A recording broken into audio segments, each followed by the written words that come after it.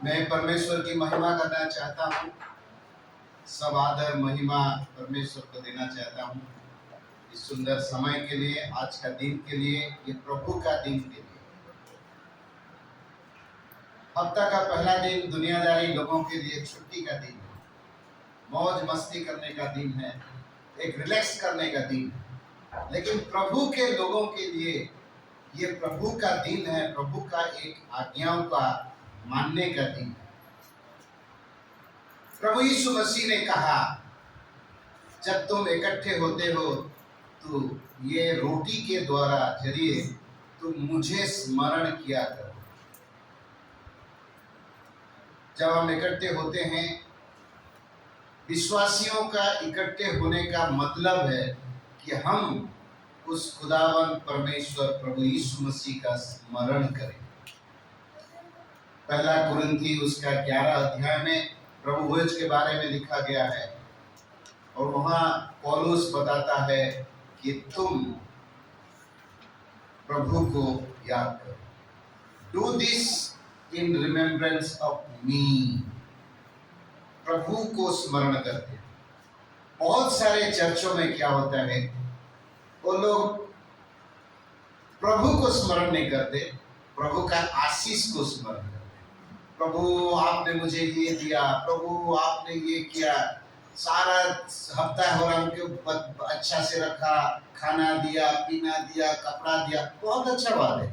लेकिन हम आज आशीष को नहीं, लेकिन आशीष देने वाले को याद करते हैं। इसमें फर्क है। 6 दिन हम आशीष को स्मरण करते हैं, लेकिन आज का दिन आशीष का सोता, द सोर्स ऑफ ब्लेसिंग, जिसके जरिए हमारा जीवन में आशीष आया है, वो प्रभु यीशु मसीह है। परमेश्वर का एकलौता पुत्र है। परमेश्वर ने जगत को धर्म नहीं दिया, परमेश्वर ने जगत को अपना पुत्र को दिया और उस पुत्र के द्वारा हमें जीवन दिया, मुक्ति दिया, मोक्ष दिया, उद्धार दिया। प्रभु यीशु मसीह ने क्या कहा? मैं जीवन, मार्ग और सच्चाई। यूहन्ना लिखित सुसमाचार 14:6 में लिखा है और मैं उसको बताता हूं। प्रभु यीशु मसीह ने कहा, मैं जीवन का सच्चा मार्ग हूं। जीवन में कई मार्गों हैं प्रियो, इसीलिए आज चेन्नई में उड़ीसा से भी लोग हैं, छत्तीसगढ़ से भी हैं, झारखंड से हैं, बहुत सारे स्टेट से लोग यहाँ आके इकट्ठे हुए, बिहार से हैं। क्यों? जीने का मार्ग ढूंढते ढूंढते हम आते हैं। जीविका के लिए, लिवलीहुड के लिए हम आते हैं। जीवन का मार्ग, दुनिया के हिसाब से जीवन का मार्ग मतलब जीने का मार्ग। जीने का मार्ग मतलब लिवलीहुड बोलते हैं हम, उड़िया में हमको जीविका बोलते हैं। जीव थिले जीविका। अगर जीवन है तो जीने का मार्ग है। कोई लेबर काम करता है, कोई बिजनेस करता है, कोई नौकरी करता है, कोई कुछ भी करता है, वो जीने का मार्ग है। लेकिन परमेश्वर ने जीवन का मार्ग दिया है, जीवन का सच्चा मार्ग दिया है। वही परमेश्वर को हम आज याद करते हैं। प्रभु यीशु मसीह इस दुनिया में जैसा भी नौकरी करने वाला, जैसा भी बचने वाला को सही जीवन का मार्ग बताते हैं।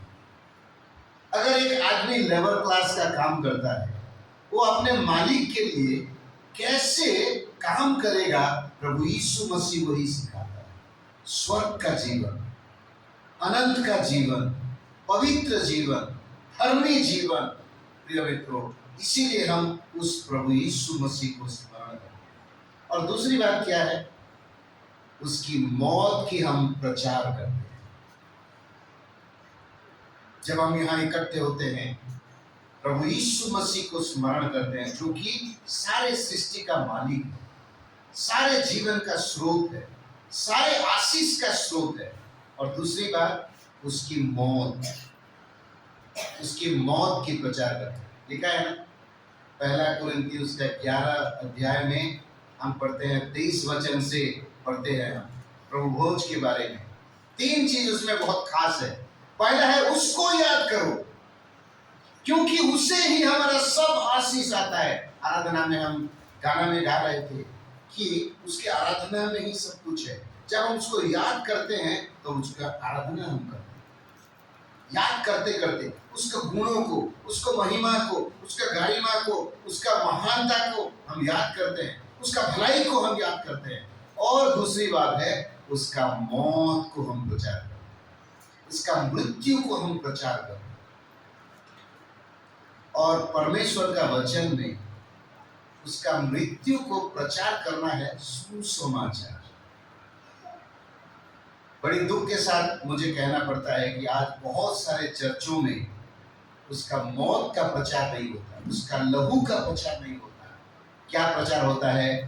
प्रभु यीशु मसीह का ताकत का प्रचार होता है। प्रभु यीशु मसीह चंगा कर सकता है, प्रभु यीशु मसीह आपको नौकरी दे सकता है, प्रभु यीशु मसीह आपको छोकरी दे सकता है, प्रभु यीशु मसीह आपको सब कुछ दे सकता है। हाँ, सब कुछ दे सकता है, लेकिन आज हमें उसका मौत का प्रचार। आप जानते हैं उसका मौत क्यों हुआ? हमारे लिए हुआ। प्रभु यीशु मसीह का मृत्यु हमारे लिए हुआ, हमारे पापों के लिए हुआ। हमारे पापों के कारण उसको मरना पड़ा। नहीं मरना चाहिए वो, प्रभु यीशु मसीह नहीं मरना चाहिए। और सबसे बड़ी बात है, जब प्रभु यीशु मसीह ने मुर्दों को जिलाया, प्रभु यीशु मसीह ने जन्म से अंधों को आंखें दिया, जन्म से लंगड़ों को पांव दिया, कितना तकलीफ सहना पड़ा प्रभु यीशु मसीह को। कुछ ताकत का इस्तेमाल किया, कुछ पसीना बहाया है, 5000 लोगों को खाना खिलाया। उसका हाथ पैर को थोड़ा तकलीफ हुआ क्या? कुछ नहीं हुआ। वो सब प्रभु यीशु मसीह के लिए चुटकी का काम है, बहुत छोटा काम है। चंगाई करना प्रभु यीशु मसीह के लिए बहुत छोटा काम है। बहुत सारे भलाई करना प्रभु यीशु मसीह के लिए बहुत छोटा काम है, क्योंकि उसका ताकत है, उसका गुण है वो। लेकिन गेत्सेमनी बगीचा में उसका लहू, उसका पसीना ऐसा हुआ कि पसीना से खून आ गया। सारे दुनिया के पापों के बोझ जब उठाने के लिए तैयार था, उस समय उसका जो मानसिक तनाव था, उसका जीवन में जो मानसिक तनाव आया, उसके कारण उसके माथे से जो पसीना निकला। हमारा पसीना कैसे निकलते हैं? हमारे शरीर में छोटा छोटा, मतलब जो चमड़े में छोटा छोटा पोरस रहते हैं, होल्स रहते हैं, छेद रहते हैं, और उसमें से गंदा चीज निकलता है पसीने के जरिए। लेकिन जब मनुष्य के जीवन में तनाव ज्यादा हो जाता है, मतलब टेंशन, तनाव ज्यादा हो जाता है, तो जो छोटा छोटा जो वेन्स है, वो जो नस है, वो टूट जाता है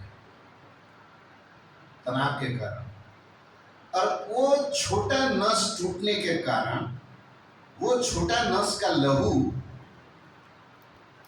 पसीना की तरफ निकल गया, मतलब उसका मानसिक तनाव।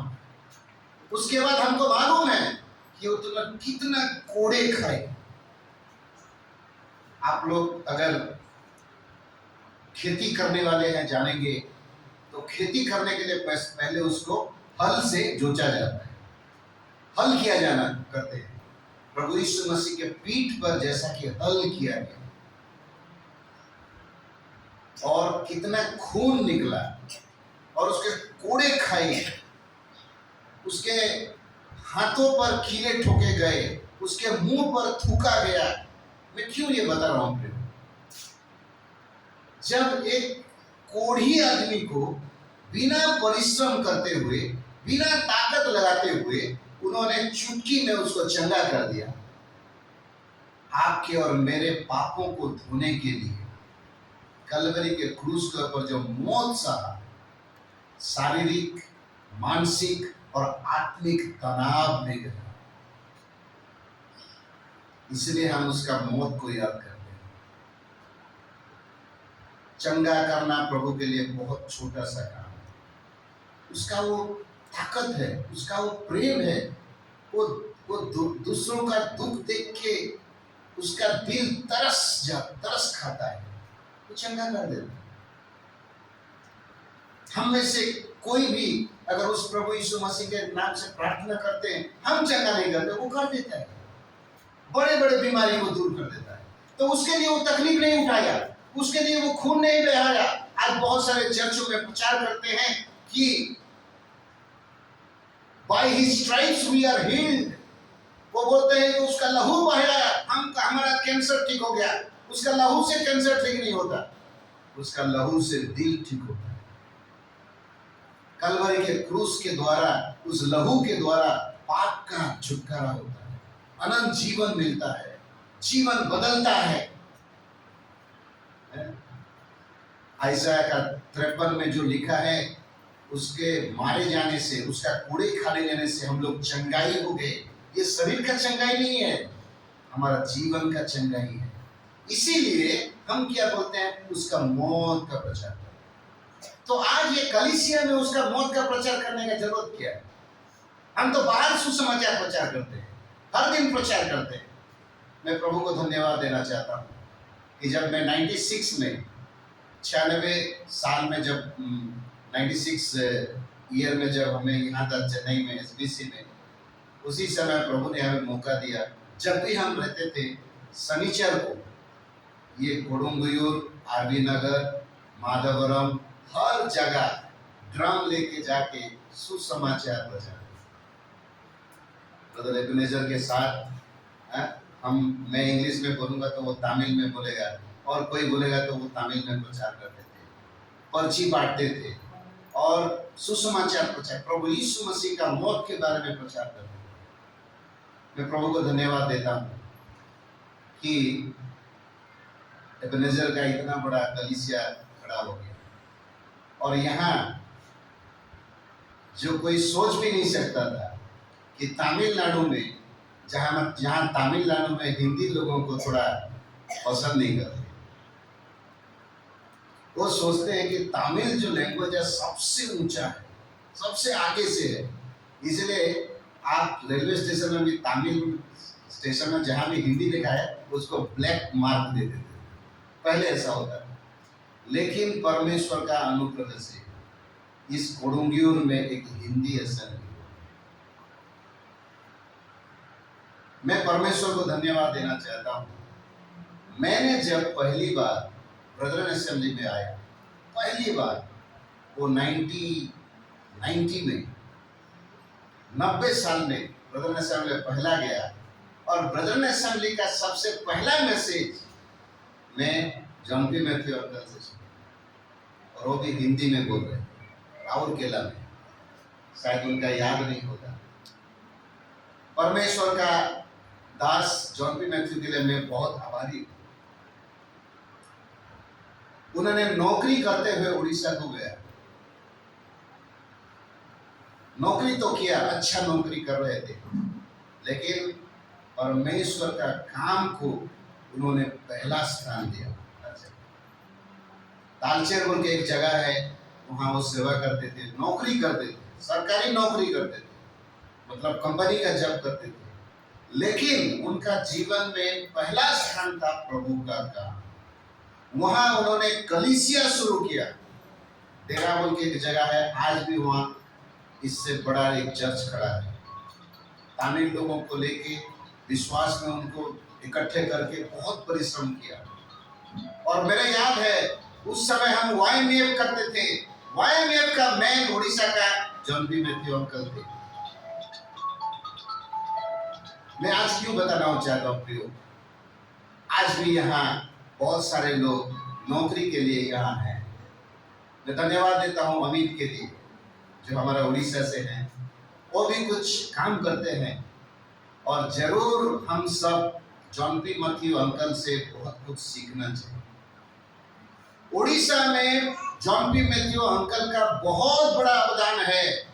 अनुगुल जिला जो आज हमारा ब्रदर असेंबली का एक हब बन गया है, वो वही अनुगुल जिला में जॉनपी मैथ्यू अंकल आए, वहाँ कलीसिया शुरू किया, और आज बहुत बड़ा कलीसिया उधर खड़ी है। सिर्फ वहाँ नहीं है, अनुगुल के बहुत जगह में है। और उस अनुगुल में जो भी प्रभु का दास आया, उन्होंने उनका एनकरेज किया, और उनके लिए उनके लिखने के जरिए एक बहुत बड़ा दास, आज भी वो जिंदा है, बॉम्बे में है, वो नेवी का नौकरी छोड़ के उड़ीसा में आए सेवा करने। 20 सलवा नायिका उम्र। अंकल जब उनके बताए कि उड़ीसा में ऐसा नीड है, क्यों बताए? वो तो नौकरी करते थे, उनको तो दरमा था, तनख्वाह था, फैमिली अच्छा था, लेकिन परमेश्वर का राज के लिए, परमेश्वर प्रभु यीशु मसीह का मौत को प्रचार करने के लिए, सुसमाचार को प्रचार करने के लिए उनका मन में बोझ था। इसीलिए हर कोने में जाते थे। YMF होता था उड़ीसा का हर एक जिला में, हर एक जगह में YMF, young man evangelical fellowship होता था। हम जाते थे, इकट्ठे होते थे, वहां प्रचार करते थे, 1 दिन 2 दिन मीटिंग करते थे। उनका सेक्रेटरी रहते थे जॉन पी अंकल, वहां का ट्रेजरर रहते थे जॉन पी अंकल। आप पूछिए, कहीं से पैसा नहीं आता था। जब हम इकट्ठे होते थे, कोई 100 रुपया, 200 रुपया, 300 रुपया अंकल को देते थे, वो ट्रेजरर भी थे। और वहां हम इकट्ठा करते हुए पैसा को खाते थे, और अगर कुछ कमी घटी हो जाता था तो बोलते थे ये कमी है, हमको और थोड़ा देना पड़ेगा, तो और कोई दे देता था। वहां बकाया होता था पैसा, फिर नेक्स्ट YMF कैंप के लिए उसका यूज होता था। प्रिय मित्रों, परमेश्वर ने प्रभु के दास जॉन पी मैथ्यू को उड़ीसा में बहुत बहुतायत से इस्तेमाल किया। आज उड़ीसा में बहुत सारे लोग जॉन पी मैथ्यू को याद करते हैं, उनका बलिदान के लिए, उनका जो परिश्रम है। मैं क्यों ये बता रहा हूं कि आज चेन्नई में भी जब आए तो हिंदी लोगों के बीच में काम करने के लिए परमेश्वर, मैं सोच रहा था John P Matthew uncle Odia नहीं बोलते, उड़ीसा में रहते थे, उड़िया बहुत कम बोलते, हिंदी क्यों बोलते थे? देखो ये परमेश्वर का योजना है। हिंदी एक राष्ट्र भाषा है। जब यहाँ आए अपने बुढ़ापे में, अपने घर में रहने के लिए, वही हिंदी भाषा ही परमेश्वर ने इस्तेमाल किया। मेरे को मालूम है यहाँ भी है और अथिपेट में भी है। हमारा और एक भाई उड़ीसा का अखिर नायक बोल के, वो विदेश जा रहा था नौकरी करने के लिए। उसको कोई ठग दिया कि नौकरी मिलेगा विदेश में, लेकिन प्रभु का योजना कुछ अलग था। वो जॉन पी मैथ्यू भाई उनको पकड़े, देखे, फिर उसको हिंदियों के बीच में, हिंदी स्पीकिंग लोगों के बीच में करके आज वो प्रभु का सेवा करता है। कल हम श्री परमबुदूर वहां देखे। मैं क्यों बता रहा हूं? प्रभु यीशु मसीह का सुसमाचार जब हम ये कलीसिया में उसको प्रचार करते हैं, मौत को प्रचार करते हैं, हम अपने आप को प्रचार करते हैं कि प्रभु यीशु मसीह मेरे पाप के लिए मर गया। आप सोचते होंगे जॉन पी मैथ्यू अंकल का तो नौकरी था, लेकिन उसके 5-5 छोकरी भी थे, 5-5 लड़की थे। आज का जमाना में एक लड़की हो गया तो सबका मुंह उतर जाता है, नीचे हो जाता है। 2 नंबर हो गया तो छोड़ो, वो तो बात छोड़ो, 3 नंबर भी हो गया, 4 नंबर, 5 लड़की, लेकिन परमेश्वर ने उस परिवार को आशीष किया। वो परमेश्वर का राज को, धार्मिकता को पहला स्थान दिए। हम तो सोचते थे ये प्रभु का दास है, नया नया जब आए हम सोचे ये प्रभु का सेवा करते हैं, लेकिन पीछे पता चला कि नहीं, ये नौकरी करते हैं। अपना पहला लड़की को परमेश्वर का सेवा के लिए उन्होंने दिया, परमेश्वर के वचन के अनुसार। इसलिए बाकी 4 लड़की को शादी करने के लिए परमेश्वर ने हर कुछ दिया। प्रभु यीशु मसीह का वचन में लिखा गया है, तुम पहले उसका राज और धार्मिकता का खोज करो, ये सब वस्तुएं तुम्हें दिया जाए। प्रिय मित्रों, आज भी मुझे बहुत खुशी हो रहा था जब इस उम्र में भी थरथराते हुए हाथ उठे।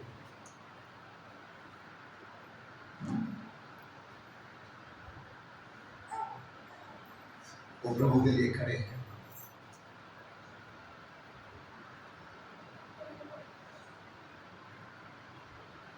सिर्फ प्रभु यीशु मसीह। तो चले जाएंगे, लेकिन ये जो कलीसिया खड़ी रहे, ये जो सेवा सालों साल रहे, आज राजेंद्र भाई है, अमित भाई है, और भी परमेश्वर और लोगों को उठाएगा। क्योंकि तीसरा चीज प्रभु ने जो बोला है, वो क्या बोला? मेरे आने तक तुम इसको किया, मुझे स्मरण करो और मेरा मृत्यु को प्रचार करो, और क्या करो? मेरे आने तक। उसका मतलब क्या है? या तो प्रभु आ जाए या मैं चला जाऊं। उसका मतलब मेरा मृत्यु तक, मेरा मरते दम तक मैं उसका याद करूंगा, या वो आ जाए, मैं चला जाऊं, वो आ जाए। प्रिय मित्रों, यही है परमेश्वर का काम, परमेश्वर का आज्ञा, परमेश्वर का राज को, परमेश्वर का धार्मिकता को जब हम पहला स्थान देते हैं। मैं प्रभु का धन्यवाद देना चाहता हूं कि ये प्रभु का काम है, ये प्रभु का काम है। मनुष्य हाथ बटाता है, उसमें मनुष्य हाथ देता है, लेकिन परमेश्वर काम करता है। और हम जानते हैं कि ये परमेश्वर का अनुग्रह है। आज जब अंकल ने आखिरी में रोटी तोड़ते समय जो वचन लिया था, मेरे को बहुत टच किया। रेवलेशन 1:6 से, He loved us, उन्होंने हमें प्रेम किया।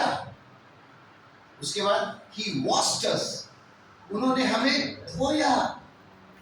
उसके बाद He made us, क्या हम उसके लायक थे क्या? उन्होंने हमें प्रेम किया। हम प्रेम के लायक नहीं थे, प्रेम के काबिल नहीं थे। हम तो पापी थे, बहुत दूर थे, लेकिन परमेश्वर ने हमें प्रेम किया, अपने सीने से लगाया। वो प्रेम के बदौलत प्रभु यीशु मसीह को बलिदान के तरीके दे दिया, हमें दिया कि देख मैं तेरे को प्रेम किया हूं, इसलिए प्रभु यीशु मसीह को दिया हूं। आप अगर प्रभु यीशु मसीह को जानते हैं तो आज ये प्रभु का अनुग्रह है। इसलिए हम बोलते हैं ये हमारे कामों के द्वारा नहीं, अनुग्रह ही से, विश्वास के द्वारा हमारा उद्धार हुआ। प्रेम तो किया, उसके बाद क्या किया? धो डाला, हमें वो धो डाला। लिखा है मसीह का लहू हमें सब पापों से शुद्ध करता है। मसीह का लहू हमें सब पापों से शुद्ध करता है। प्रिय मित्रों, देखिए, हम परमेश्वर का प्रेम का लायक नहीं थे, आज भी नहीं है हम उसके प्रेम के लायक। हम कितने बार उसे दूर चले जाते हैं, हम कितने बार अपने आप के विषय में चिंता करते हैं, हम कितने बार अपने फैमिली के विषय में चिंता करते हैं। परमेश्वर के राज के बारे में समय मिले तो करते हैं, समय मिले तो उसका वचन को खोलते हैं, समय मिले तो हम पढ़ते हैं। लेकिन आज जो राजेंद्र भाई ने देखा है, मनुष्य कौन है जो परमेश्वर उसके लिए सदैव चिंता करते हैं, हर समय परमेश्वर चिंता करते हैं। वे मित्रों, ये परमेश्वर का अनुग्रह है। उन्होंने हमें धोया, आज भी धो रहे हैं, आज भी धोते रहते हैं। उसके बाद धोने का अर्थ क्या है? हमें साफ किया, हमें इतना साफ किया ताकि हम कुछ बने। He made us, उन्होंने हमें बनाया, उन्होंने हमें बनाया। क्या नहीं बनाया? पवित्र यात्री बनाया, राजकीय याजक बनाया, एम्बेसडर बनाया, ताकि हम इस दुनिया में प्रभु यीशु मसीह का प्रतिनिधि बने, उसका सुसमाचार को, उसका वचन को, उसका सेवा को हम पूरी करें। हमें बनाया। ये क्या है? ये अनुग्रह।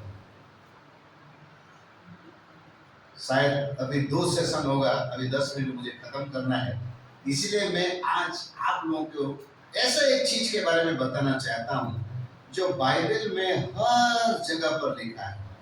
अगर आप रोमियो की किताब उसका 1 अध्याय में पढ़ेंगे, 1 का 6 वचन, उसमें पौलुस रोमी कलीसिया का हर एक विश्वासियों के लिखता है। मैं पूरा नहीं पढ़ूंगा, 6 वचन 7 वचन में देखिए, grace to you and peace from a God our father. Grace, Hindi में ग्रेस को क्या लिखा है 7 वचन में? है अनुग्रह, उड़िया में भी अनुग्रह। अनुग्रह पहला कुरिन्थ उसका 1:3।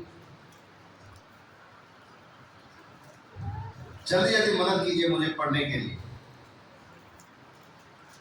पहला कुरिन्थियों उसका 1:3 में लिखा है, हमारे पिता परमेश्वर और प्रभु यीशु मसीह की ओर से तुम्हें अनुग्रह और शांति मिलती रहे। मेरा कहने का मतलब, रोमी के पत्री में लिखा है तुम पर अनुग्रह हो, पहला कुरिन्थ में लिखा है तुम पर अनुग्रह हो, दूसरा कुरिन्थी 1:2।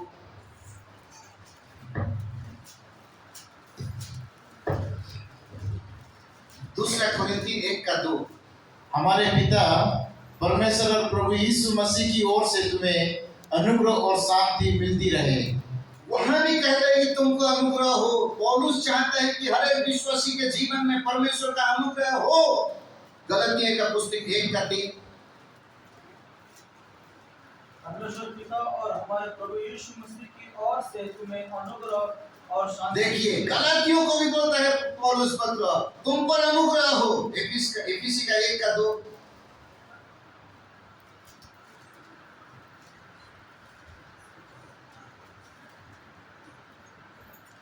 हमारे पिता परमेश्वर और प्रभु यीशु मसीह की ओर से तुम्हें अनुग्रह और शांति मिलती रहे। और मैं पढ़ाना नहीं चाहता हूं।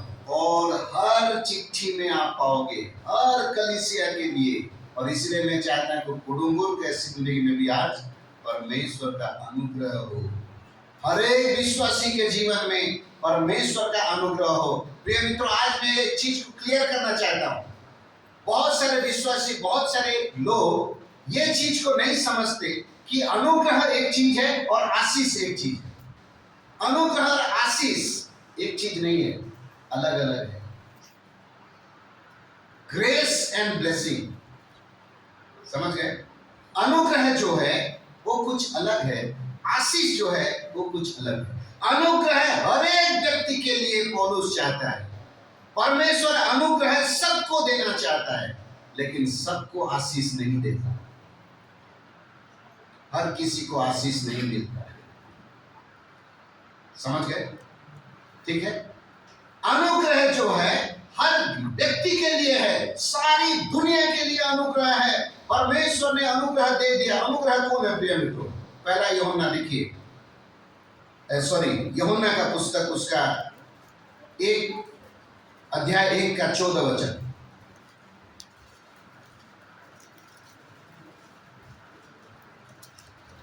और वचन देहधारी हुआ और अनुग्रह और सच्चाई से परिपूर्ण होकर हमारे बीच में डेरा किया, और हमने उसकी ऐसी महिमा देखी जैसे पिता की एकलौता की महिमा। परमेश्वर का वचन देहधारी हुआ।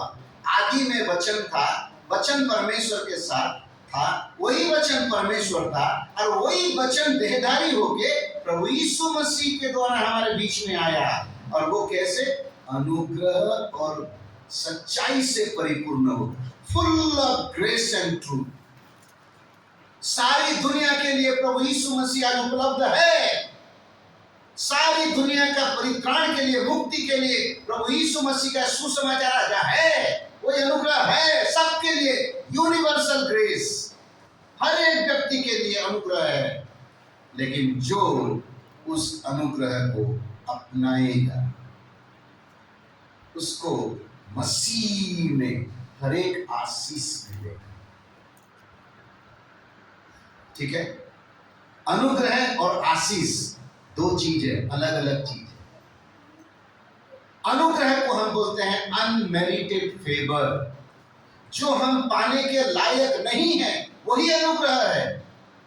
परमेश्वर ने अनुग्रह दिया, पुत्र को दिया, जीवन को दिया, उद्धार को दिया, हमारे लिए करके रख दिया है, लेकिन आप उसको ग्रहण नहीं करोगे तो आशीष नहीं मिलेगी।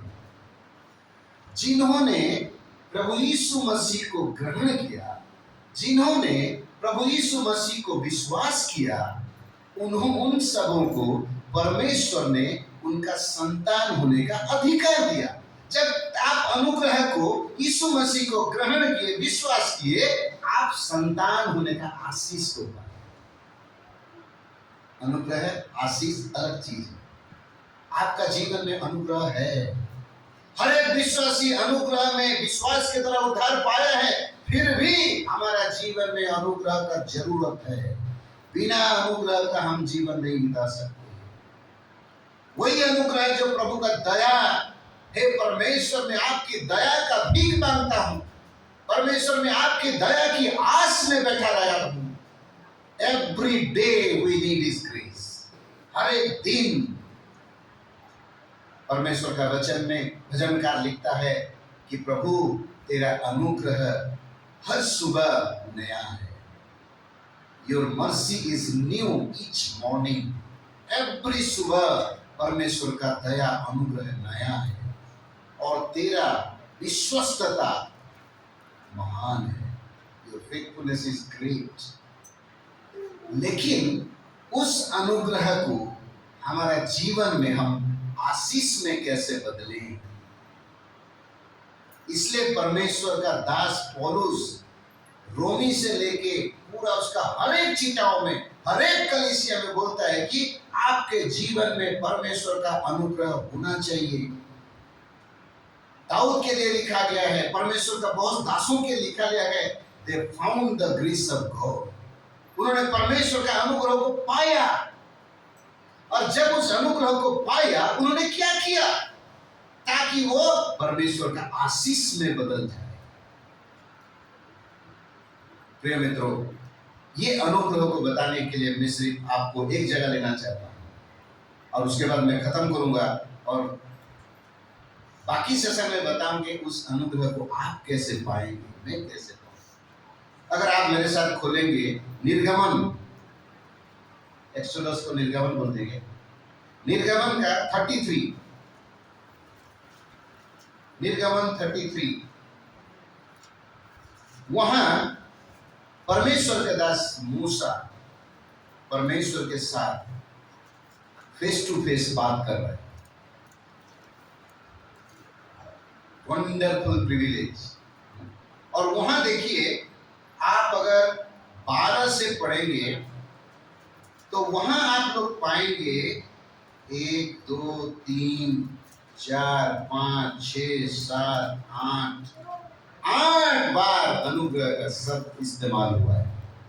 8 टाइम्स, 8 बार परमेश्वर का अनुग्रह अनुग्रह अनुग्रह के बारे में इस्तेमाल हुआ है। तो वहां हम समझेंगे कि अनुग्रह क्या चीज है। आप क्या समझते हैं? ये तो बहुत कॉमनली यूज्ड वर्ड है ना, ग्रेस, अनुग्रह। हम हर एक चीज में सुनते हैं, हर एक पास्टर बोलते हैं, हर एक प्रचारक बोलते हैं, हम भी बोलते हैं अनुग्रह अनुग्रह अनुग्रह। लेकिन इसका मतलब क्या है? What is the meaning of grace? What do you mean by grace? बहुत सारी चीज ऐसा होते हैं हम कॉमनली यूज करते हैं, लेकिन उसका सही अर्थ को हम नहीं पहचानते। पौलुस भी बताता है, मैं नया नियम में बताऊंगा, लेकिन ये पुराना नियम में मूसा क्या बोलते हैं इसके बारे में आप थोड़ा देखिए। 12 में पढ़िए। मूसा ने यहोवा से कहा, सुन, तू मुझसे कहता है इन लोगों को ले चल, परंतु ये नहीं बताया कि तू मेरे संग किसको भेजेगा। तभी तूने कहा, तेरा नाम मेरे चित्त में बसा है और तुझ पर मेरे अनुग्रह की दृष्टि है। तुझ पर मेरा अनुग्रह का दृष्टि है। देखो, परमेश्वर बोलता है कि मेरा अनुग्रह का दृष्टि तुझ पर है। बिना परमेश्वर का अनुग्रह का जॉन पी मैथ्यू अंकल कुछ नहीं कर सकते। बिना परमेश्वर का अनुग्रह का शैलेंद्र नंदक कुछ नहीं कर सकता। परमेश्वर का अनुग्रह का दृष्टि किस पर रहता है? जिसको वो चाहता है, जिसको वो जानता है। परमेश्वर का अनुग्रह का दृष्टि मूसा के ऊपर रहा।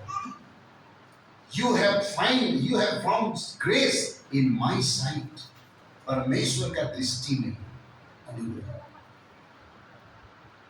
13 में पढ़िए। और अब यदि मुझ पर तेरे अनुग्रह की दृष्टि हो, अनुग्रह की दृष्टि हो, तो मुझे अपनी गति समझा दे, अपना गति, अपना रास्ता, अपना वे दिखा दे, समझा दे, जिससे जब मैं तेरा ज्ञान पाऊं, तब तेरी अनुग्रह की दृष्टि मुझ पर बनी रहे। फिर लिखा है अनुग्रह का दृष्टि मुझ पर बनी रहे। मूसा बोल रहे हैं परमेश्वर का दृष्टि तो उसके ऊपर है, फिर भी वो चाहता है कि मेरे आपकी अनुग्रह का दृष्टि मुझ पर बनी रहे। 16 में पढ़िए। ये कैसे जाना जाए कि तेरी अनुग्रह की दृष्टि मुझ पर और अपनी प्रजा पर है? क्या इसमें नहीं कि तू हमारे संग संग चले? फिर भी समय के लिए मैं 17 वचन में देखिए, you have find grace in my site. ये ग्रेस इन माई साइट, मेरे दृष्टि में अनुग्रह, परमेश्वर का दृष्टि में अनुग्रह जो पाया है, सबको नहीं मिलता। प्रभु यीशु मसीह परमेश्वर का अनुग्रह का स्वरूप है। प्रभु यीशु मसीह के द्वारा हमें परमेश्वर का दृष्टि में अनुग्रह मिलता है। उसके बाद मैं पढ़ना चाहता हूँ आपको वर्ष 19 में। उसने कहा, मैं तेरे सम्मुख होकर चलते हुए तुझे अपनी सारी भलाई दिखाऊंगा और तेरे सम्मुख यहोवा का नाम का प्रचार करूंगा, और जिस पर मैं अनुग्रह करना चाहूं, जिस पर मैं अनुग्रह करना चाहूं, उसी पर अनुग्रह करूंगा। उसी पर अनुग्रह करूंगा। ये परमेश्वर का निज मामला है। ये परमेश्वर का निज मामला है। ये परमेश्वर का ओन प्रीरोगेटिव है। उसका इच्छा का विषय है, उसका मनस्थ करने का विषय है। मैं जिस पर अनुग्रह करना चाहूं, मैं उस पर अनुग्रह करूंगा। इंग्लिश में लिखा है, and will be gracious to whom I will be gracious, and will show mercy on whom I will show mercy. जिसको अनुग्रह करना चाहूंगा उसको अनुग्रह करूंगा, जिसको दया दिखाना चाहिए मैं करूंगा। ये आपका काम नहीं है, परमेश्वर का काम है। परमेश्वर के दृष्टि में आपको अनुग्रह पाना है। तो परमेश्वर का अनुग्रह क्या है? क्या है? उसके दृष्टि में अनुग्रह पाना। यहां 3 चीज आप देखिए, मैं खत्म करूंगा। वर्ष 14 में देखिए, 14 में देखिए। यहोवा ने कहा, ध्यान से सुनिए, वचन में देखिए। यहोवा ने कहा, मैं आप तेरे साथ चलूंगा, मैं आप तेरे साथ चलूंगा और तुझे विश्राम दूंगा। तुझे विश्राम दूंगा। प्रिय मित्रों, इंग्लिश में क्या लिखे देखिए, माई प्रेजेंस। बहुत बड़ी बात है। माई प्रेजेंस, मेरा उपस्थिति। माई presence shall go with you, and I believe this is grace. परमेश्वर का उपस्थिति आपके साथ है। आप घर में हैं, आप ऑफिस में हैं, आप रोड में हैं, आप चर्च में हैं, आप परिवार में हैं, आप अकेले हैं, आप दूसरों के साथ हैं। अगर परमेश्वर आपके साथ है, God's presence is God's grace. जब आप किसी मुसीबत में हैं तो परमेश्वर आपके साथ है, तो आपके पास परमेश्वर का अनुग्रह मिलेगा।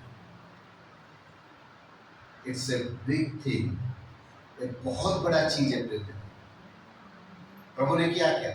मैं संकट के समय में तेरे निकट आ जाता हूं।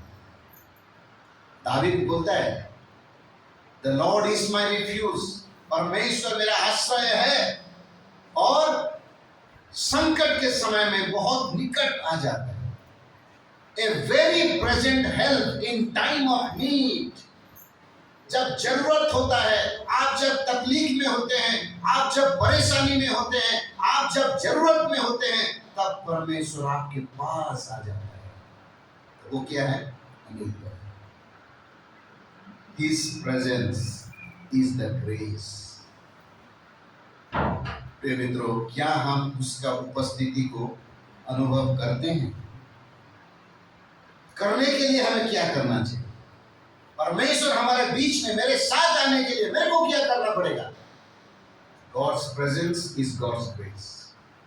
It's not an easy thing. ये बहुत छोटा मोटा चीज नहीं है। परमेश्वर आपके पास आना, परमेश्वर आपके साथ बैठना, परमेश्वर आपके विचारों के साथ काम करना, परमेश्वर आपके हर एक विस्पत्ति में रहना, आपके साथ रहना, क्योंकि प्रभु यीशु मसीह का नाम है इम्मानुएल। इम्मानुएल का शब्द का अर्थ क्या है? परमेश्वर हमारे साथ। परमेश्वर हमारे साथ, वही है ग्रेस। हर एक विश्वासी के जीवन में प्रभु यीशु मसीह का उपस्थिति, परमेश्वर यहोवा परमेश्वर का उपस्थिति। दूसरा चीज मैं बताना चाहता हूँ फिर 19, उसने कहा, मैं तेरे सम्मुख होकर चलते हुए तुझे अपनी सारी भलाई दिखाऊंगा। सारी भलाई दिखाऊंगा। भाई अच्छे से देखिए, क्या दिखाएगा? My goodness. प्रभु ने खुद बोल रहा है माई गुडनेस, मेरा भलाई। पहला चीज मेरा उपस्थिति, माई प्रेजेंस। परमेश्वर का उपस्थिति आपके जीवन में है कि नहीं? यूसुफ के बारे में क्या लिखा था?